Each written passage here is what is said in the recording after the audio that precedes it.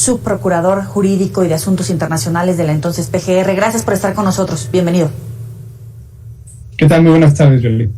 ¿Cuáles son realmente la percepción contra la realidad? ¿Cuál es el saldo real de esta violencia, de esta inseguridad que se vive por las noches, no solamente en la capital de la República, sino en todo el país?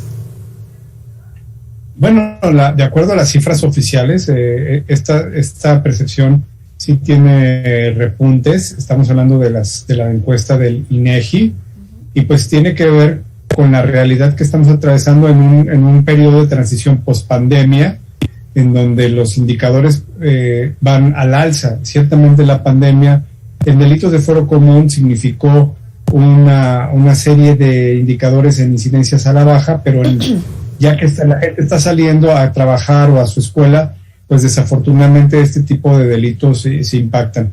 Estamos hablando de que en el país aproximadamente se cometen alrededor de 33 millones de delitos por año, de los cuales el 92% son del fuero común, y de entre estos pues son los que generan impacto en las familias y pues en todos nosotros. ¿Están dando resultados las estrategias para inhibir la comisión de delitos? En realidad lo que tendríamos que estar observando es la disminución en el índice de impunidad. El más grave problema, el mayor factor de delincuencia, de inseguridad y de violencia es el altísimo índice de impunidad que aún sobrellevamos tanto a nivel nacional como en las entidades federativas. Estamos hablando de que de cada 100 delitos solamente se esclarecen si acaso 2 o 3 en el mejor de los casos. Esto que se traduce en un mensaje a la delincuencia, a la criminalidad, pues de que en realidad tiene una gran expectativa de poder salir avante en sus actividades y no ser castigado. Entonces, esto es lo que se tiene que medir. Desde luego que todas las actividades que realizan las autoridades pues son necesarias, son importantes. En algunos casos, en algunas regiones se tienen ciertos éxitos relativos en la disminución de algunos delitos, pero luego vemos que estos son estacionales, cíclicos, y después vuelve el repunte. Esto tiene que ver con un mal diseño estructural. Estamos de alguna manera ya sobrediagnosticados respecto a las causas. El problema es que no estamos dando los pasos hacia adelante en la consecución de una verdadera estrategia. ¿Qué pasa, por ejemplo, con delitos como feminicidio, por ejemplo, o desapariciones? En el caso de Nuevo León, por ejemplo, ha llamado la atención el índice de desapariciones que se han registrado, casos muy mediatizados, por ejemplo, el de Devani, la cantidad de irregularidades en los procedimientos y tal vez el índice de impunidad que usted mencionaba. El tema es que estamos atestiguando, estamos viviendo entre todos un colapso institucional. Esa es la realidad, ese es el tema. ¿Cómo vamos a hacer para salir del colapso institucional? Porque de estos 33 millones no podemos pretender que sean las fiscalías las que puedan afrontar toda esta carga de trabajo en el esclarecimiento. Es prácticamente imposible. Aquí el gran tema olvidado, el gran tema del rezago, en donde no ha habido un liderazgo, en donde prácticamente ha quedado borrado de las agendas tanto nacional como estatales, es el verdadero robustecimiento, el verdadero relanzamiento de corporaciones policíacas como las que siempre hemos estado anhelando, siempre estamos necesitando, pero que cada vez las vemos más lejos, que tendrían que ser autoridades policíacas robustas en materia de prevención, y no me refiero a la prevención a la que se refirió el presidente de la República, o que se refieren cada vez que hay algún tipo de problema en donde se mandan más agentes o más efectivos de la Guardia Nacional a bordo de estos grandes camiones de la Marina con sus uniformes muy vistosos a hacer patrullajes o rondines. Esas tareas de proximidad son ingenuas, no generan ningún tipo de disuasión.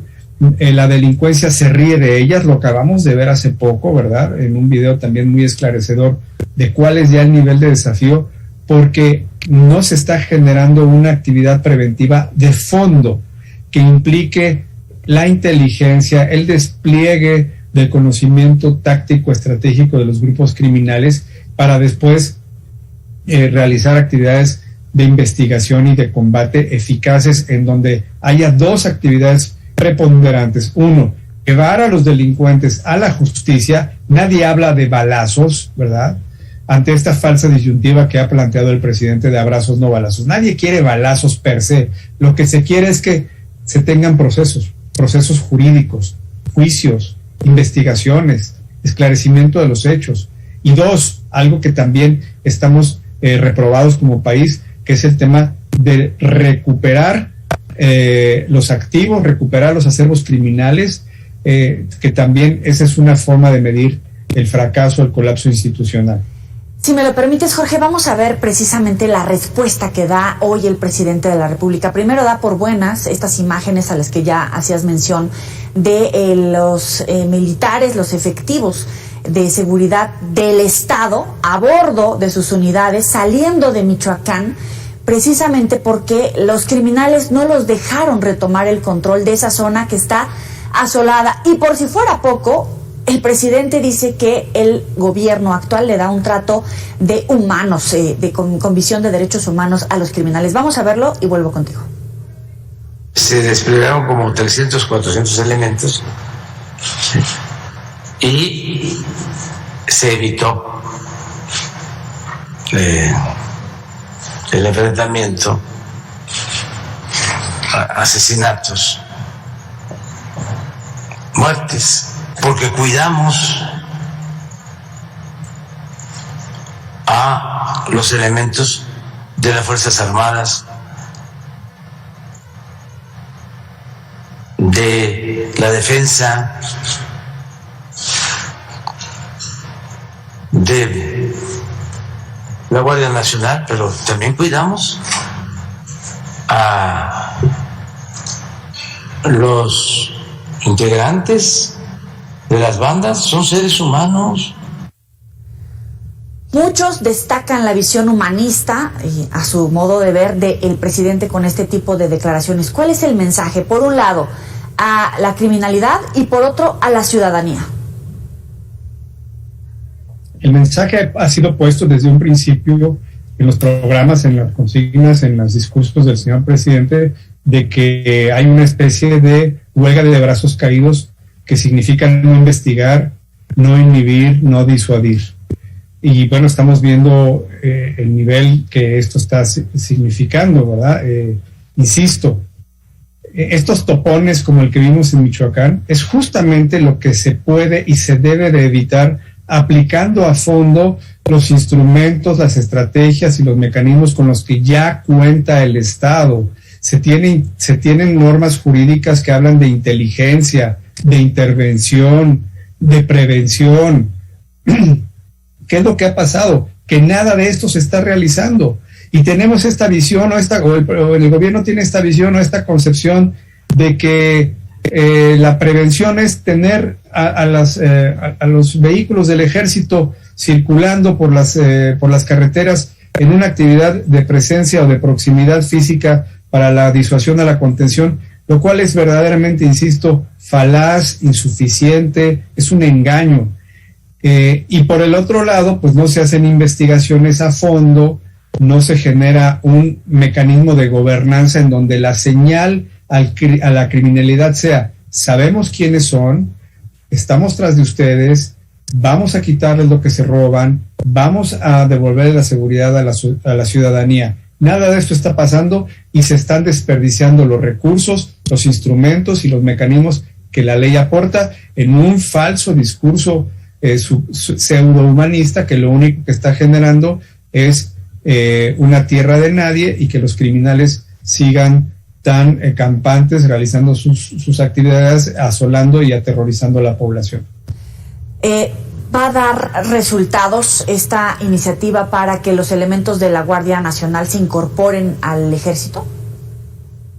Ese es justamente el camino contrario. Estamos hablando de que se necesita de origen la refundación de corporaciones policíacas que empieza por el reclutamiento. Aquí tenemos un problema de origen. Estos más de 100,000 elementos de la Guardia Nacional que son militares, que fueron reclutados como militares, que tienen perfil militar y preparación militar, en su gran mayoría no tienen el perfil para una reconversión policíaca, porque no tienen los niveles de formación, de capacitación que exige la ley para ser verdaderos policías, porque la característica fundamental del policía es que hace un trabajo hombro con hombro en las comunidades con los ciudadanos y los particulares.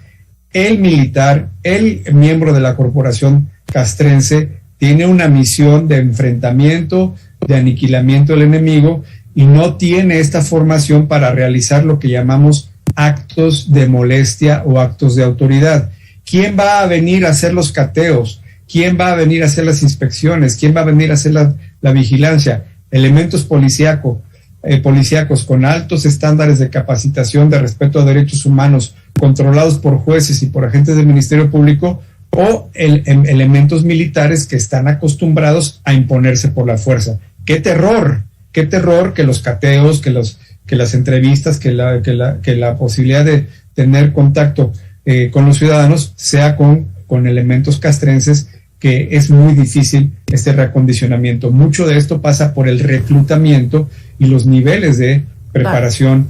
Y no critico a los elementos castrenses, ellos tienen una función preponderante y fundamental, que es la salvaguarda de la soberanía, pero no están, preparados, reclutados, adiestrados en la convivencia cotidiana con la gente. Jorge Lara, como siempre, un placer platicar contigo. Muy buena noche. Igualmente, yo. Buenas noches. Buenas noches. Ya sabe que puede recuperar estas entrevistas en las redes sociales. Vamos a la pausa. Volvemos.